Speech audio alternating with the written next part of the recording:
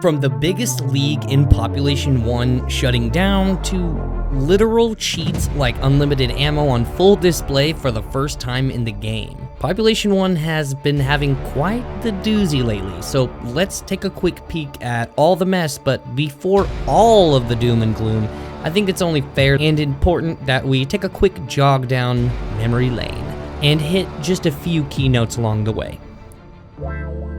There have been plenty of times in the past where, when referring to Pop 1, I would reflect back to some of the most enjoyable and influential experiences in my entire gaming life, with things like Halo or PlayerUnknown Battlegrounds, which both brought me so many amazing memories that I'll forever cherish and still go back to cherish from time to time. But when I found VR, of course something started to click over the first 6 months, bringing me more and more into my headset, eventually almost giving up entirely on flat screen, and now spending 99.99999% of all of my gaming moments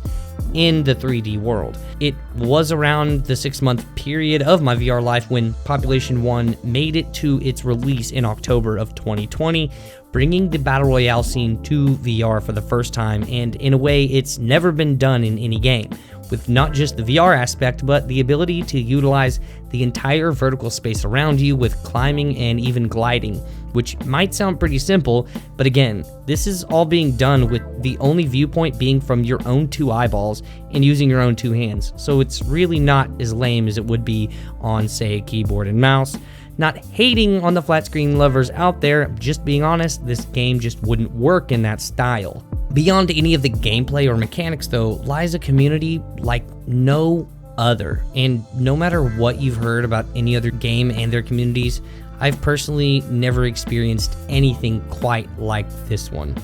It was the first virtual reality game that I personally started to make real, true, lasting friendships in, one that led me across the country to an insane fan-made Population 1 convention in Las Vegas, where things were absolutely wild, to say the least, but really fun, with over 100 people attending. On a real note, with some of the things I've went through and felt so alone at points earlier last year, I'm not so sure where I would even be without this community, and my channel would possibly have never existed in the first place. Because if you're newer to this channel, my entire initial library consisted of nothing but the absolute dankest plays known to mankind. Just kidding, maybe. But for quite some time, until everyone learned how to get sweaty, but I still kept going on. And I know that no matter what, I will always have a place for this game in my heart and all the people that mean so much to me. Even if people do get busy in life, this game is always going to be such a special place for everybody who's ever made a place here. And I just wanted to vent out that a little bit before I go ham for just a second, because son of a bitch am I feeling the heat that's been brewing lately, with everything from the absolute abysmal ranked mode and hit scan launch to the recent shutdown of the most popular Population 1 league, ARC, shutting down recently, all the way to the insane and blatant cheats that have been on display without any anti-cheat even mentioned yet, as far as I know.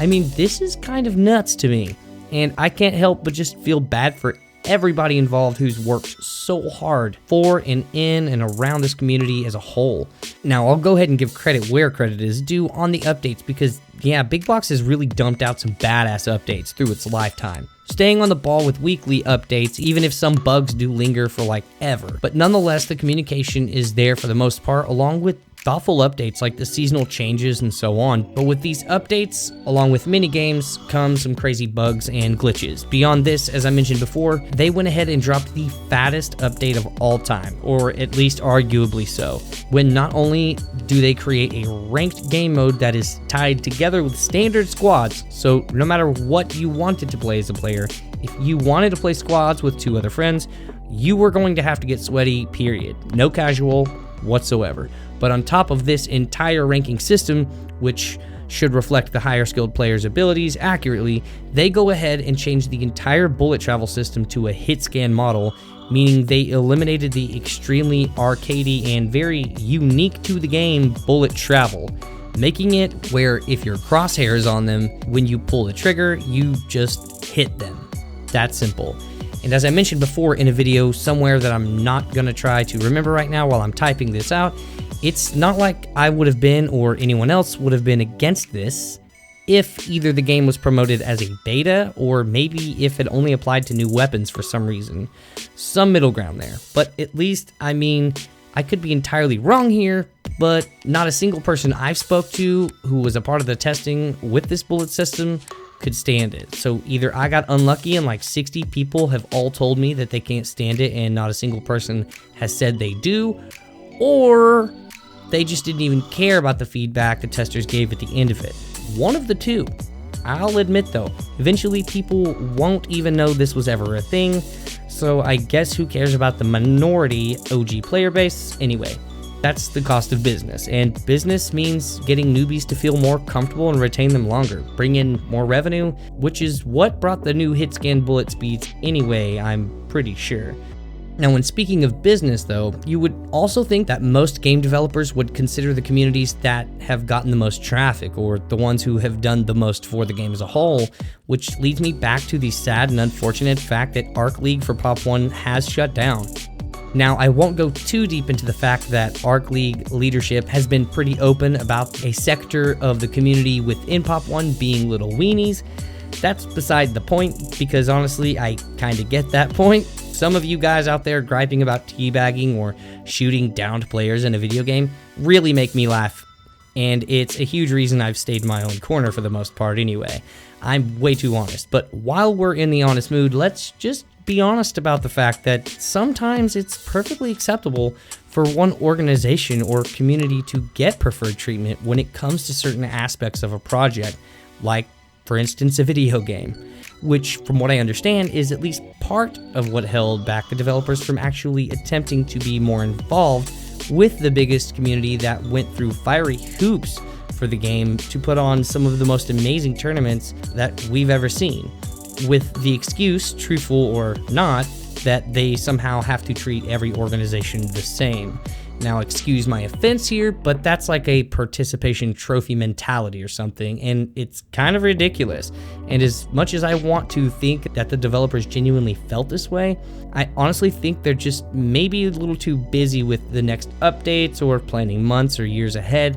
for the future of sales or whatever else Meta has them doing, because let's not forget, they are not exactly the same marriage we did get into when the game released. Meta acquired them some time ago, so maybe the lack of wanting to be involved with things like professional leagues with every top player in their game, backed by every content creator basically, has more to do with Meta than the desires of the OG devs, which I personally hope is the case at best. With all that being said though, which I feel definitely resonates with plenty of you guys out there, like I've already said here, this game will always have a huge spot in my heart, and I've even really seriously enjoyed playing again this past week a little more heavily with my good friend Michael VR, who was one of the first people I actually ever friended in the game, as well as my brother who recently got into VR this past year. It truly is a gem, a one-of-a-kind game for any newcomer to VR, but it's sadly just feeling like the OG communities and people who know what they're talking about, giving feedback, are being a little left behind, I guess. I'll commend the devs for trying to be more active with shoutouts and things like that on social media, but community goes a little bit deeper than this. So I do look forward to whatever else comes along, no matter what it is, because like I also mentioned, I typically just stay in my own corner here on YouTube and periodically come out with what I feel like here's going on sometimes. I'm very hesitant to make any conclusions or speculation where I think this might go, regardless of my own or anyone else's feelings. I think this game's here to stay though, no matter what. The new factor that is VR coming out into this world, and this game has absolutely millions of people for potential players in the years to come. So I'm gonna be here somewhere, especially once they have an anti-cheat in place for these mad hacks. I hope you enjoyed this, and I'm already prepared for the mountain of you anti-teabagging, Reddit writing bunch that are gonna spam the dislike button anyway, but be blessed, and we'll see you later. How about getting farmed up, son?